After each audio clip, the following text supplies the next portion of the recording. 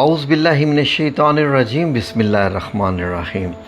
اللہ اکبر سبحان اللہ الحمدللہ استغفر اللہ الصلاۃ والسلام علیکہ یا رسول اللہ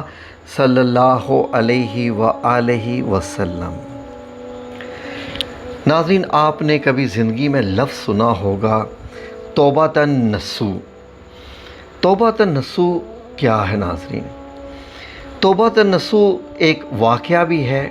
جو کہ ایک حکایت ہے، لیکن بہت مشہور ہو گیا۔ لیکن جو لفظ توبۃ نصوح استعمال ہوا وہ قرآن مجید میں استعمال ہوا، اور پہلے میں قرآن مجید سے آپ کو بتاتا ہوں کہ یہ لفظ کہاں استعمال ہوا اور اس کا مطلب کیا ہے۔ ناظرین، سورہ تحریم کی آیت نمبر 8 کا جو پہلا حصہ ہے اس کا میں آپ کو ترجمہ بتاتا ہوں۔ آیت ایسے ہے کہ یا ایھا الذین آمنوا توبوا الی اللہ توبۃ نصوح، کہ اے ایمان والو اللہ کی طرف ایسی توبہ کرو جس کے بعد گناہ کی طرف لوٹنا نہ ہو۔ تو توبۃ نصوح یعنی نصوح کی توبہ۔ اب مثنوی میں اس پہ اوپر ایک کہانی لکھ دی گئی، ایک حکایت لکھ دی گئی کہ وہاں یہ بتا دیا گیا کہ نصوح کی توبہ کیسی تھی، یعنی ایک کریکٹر بنا دیا گیا جس میں بتایا گیا کہ وہ ایک ایسا کریکٹر ہے کہ جب اس نے توبہ کی تو کیسی کی، اور توبہ کا مطلب ہوتا کیا ہے۔ تو وہ قصہ بڑا مشہور ہوا، لوگوں کو بڑا پسند آتا ہے۔ فی الحال یہ مطلب دیکھیے کہ یہ توبہ کیسی، کیونکہ اللہ رب العزت نے جب فرمایا ہے کہ ایمان والو جب تم توبہ ایسی کرو تو توبۃ نصوح کی توبہ کرو، وہ ایسی ہو۔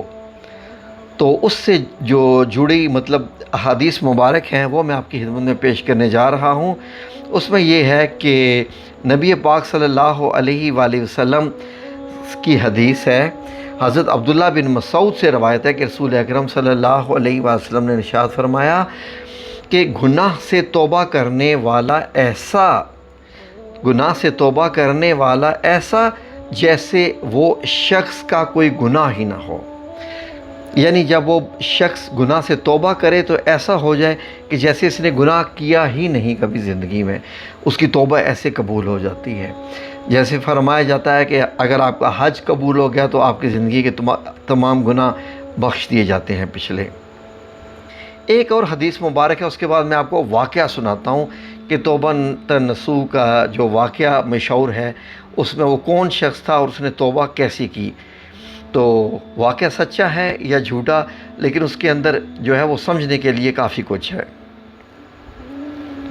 حضرت انس رضی اللہ عنہ سے روایت ہے کہ نبی کریم صلی اللہ علیہ وآلہ وسلم نے ارشاد فرمایا کہ جب بندہ اپنے گناہوں سے توبہ کرتا ہے تو اللہ تعالیٰ اعمال لکھنے والے فرشتوں کو اس کے گناہ بھلا دیتا ہے،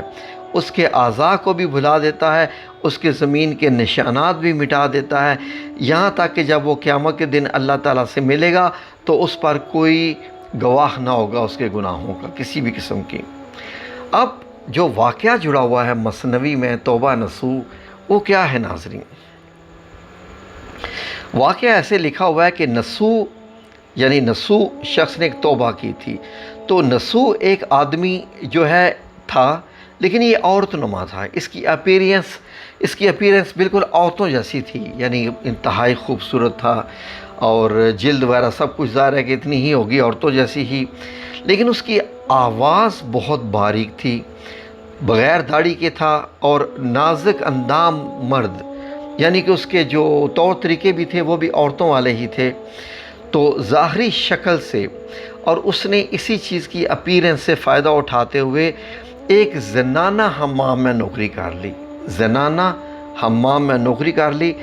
جہاں پر وہ عورتوں کا مساج کرتا تھا اور میل اتارتا تھا۔ کوئی بھی اس کی حقیقت کو نہیں سمجھتا تھا، سبھی اس کو عورت ہی سمجھتے تھے، کیونکہ اس کے نین نقش 100% عورتوں والے ہی تھے، اور آواز بھی بالکل پتلی عورتوں والی تھی۔ یہ طریقہ اس کے لیے ذریعہ معاش بن گیا، لیکن وہ اس طریقے سے عورتوں کے جسم سے لذت بھی لیتا رہا کئی بار وجدان کے ملامت کرنے پر اس نے اس کام کے لیے توبہ کیا، یعنی اس کے ضمیر نے اس کو جھنجھوڑا کہ یہ کام مت کرو، تو اس نے توبہ کی، لیکن پھر ہمیشہ اپنی توبہ کو وہ توڑتا رہا۔ ایک دن بادشاہ کی بیٹی حمام میں آ گئی اور مساج کرنے کا پتہ چلا کہ مساج کے دوران جب اس نسوخ نے بادشاہ کی بیٹی کا مساج کیا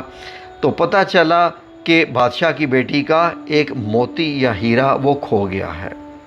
اب اس نے حکم جاری کر دیا جی کہ تمام حمام میں موجود عورتوں کی تلاشی لی جائے۔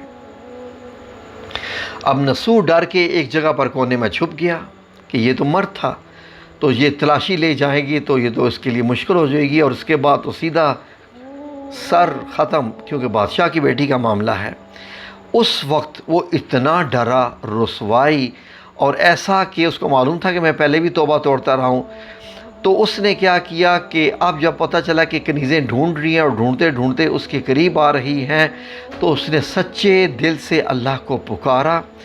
اور اللہ کی بارگاہ میں دل سے توبہ کی کہ آج اگر یا اللہ تو مجھے بچا لے تو میں ہمیشہ زندگی بھر کبھی بھی یہ کام نہیں کروں گا، یا اللہ آج تو میری لاج رکھ لے۔ وہ اتنا کانپنا شروع ہو گیا کیونکہ معاملہ اس کی زندگی پر بھی آ گیا تھا۔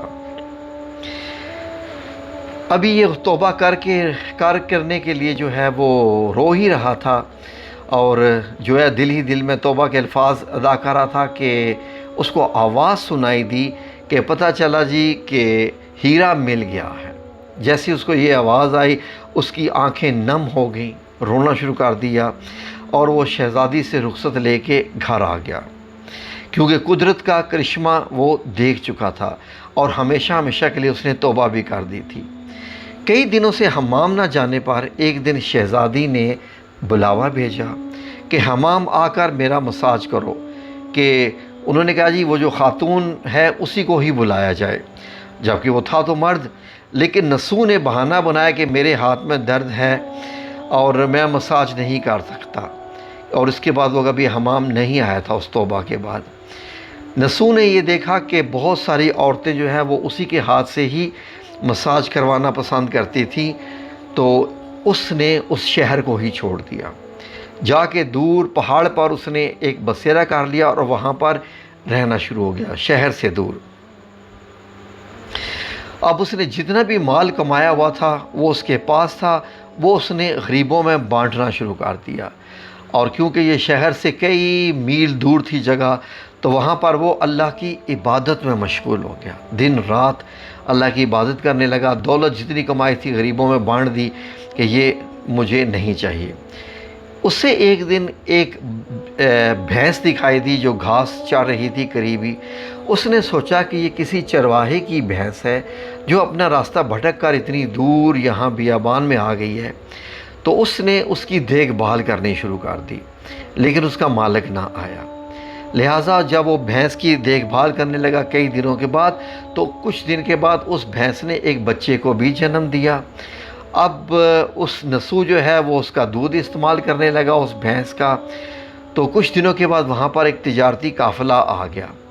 اس جگہ پر، اس نے وہاں پر بسیرا کر لیا، کیونکہ نسو نے کیا کیا تھا کہ جیسے ہی تجارتی قافلے والوں نے اس کو کچھ پیسے دیے تھے دودھ وغیرہ پلانے کے، اس نے وہاں پر کنواں کھدوا دیا تھا۔ اس کنواں کھدوانے کی وجہ سے اس کا پانی بڑا میٹھا تھا، اچھا تھا، تو وہاں پر لوگوں نے بسیرا کرنا شروع کر دیا، گھر پہ گھر بننا شروع ہو گئے،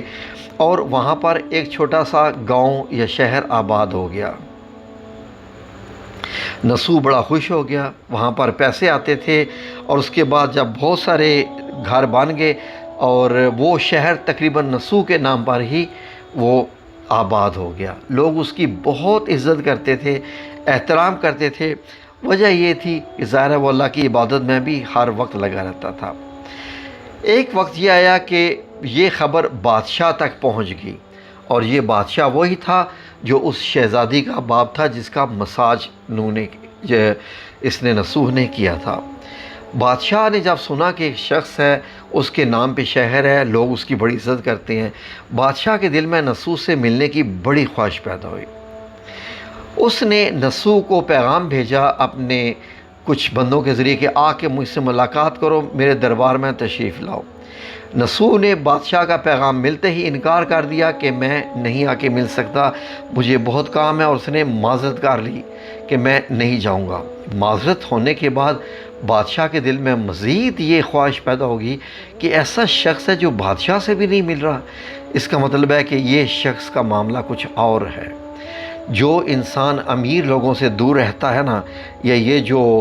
لوگ جن کے پاس طاقت ہوتی ہے، وزارت ہوتی ہے، جو لوگ ان سے دور رہتے ہیں نا، تو وزیر کو پتہ چل جاتا ہے کہ واقعی یہ لوگ سچے اور کھرے ہیں، ورنہ اگر یہ لالچی لوگ ہوتے تو میرے پاس بھاگتے ہوئے آتے۔ یہ چیز ہمیشہ ذہن میں رکھیں۔ بادشاہ نے یہ ارادہ کیا کہ اگر نسو میرے پاس نہیں آتا تو میں ہی اس کی طرف چلا جاؤں گا۔ اب اللہ کا کرنا کیا ہوا کہ جیسے ہی بادشاہ نے یہ نیت کی تو بادشاہ کی روح قبض کر لے گی اللہ رب العزت کے حکم سے۔ اب کیا ہوا کہ اس زمانے کی رسم و رواج کے مطابق بادشاہ کو نسو سے جو ہے وہ نہ ملنے کی وجہ سے لوگوں نے، کیونکہ اس نے اپنے دربار میں یہ کہہ دیا تھا کہ یہ شخص بہت نیک ہے، یہ تو بادشاہ بننے کے لائق ہے، لوگوں نے نسو کو پکڑ کے بادشاہ کے بٹھا دیا تخت پہ اور اس کو بادشاہ بنا دیا، اور نسو نے اپنے ملک میں عدل و انصاف کا نظام قائم کر دیا، اور اسی شہزادی سے اس کی شادی بھی ہوگی۔ ایک دن نسو تخت پر بیٹھ کر لوگوں کو داد رسی کر رہا تھا، تخت پر بیٹھ کر لوگوں کے یعنی سب سن رہا تھا جو شکایتیں ہوتی ہیں یا کسی کی کوئی فریادیں ہوتی ہیں۔ ایک شخص آیا، وہ وارد ہوا، کہنے لگا کچھ سال پہلے میری ایک بھینس کھو گئی تھی، آپ کی عدالت سے اپنی بھینس کا طلبگار ہوں کہ مجھے وہ بھینس دلوائی جائے، کچھ عرصے کی پہلے کی بات ہے۔ نسو نے کہا کہ تمہاری بھینس میرے پاس ہے، آج جو کچھ میرے پاس ہے، یہ تخت ہے، یہ بادشاہت ہے، وہ تمہاری بھینس کی وجہ سے ہے۔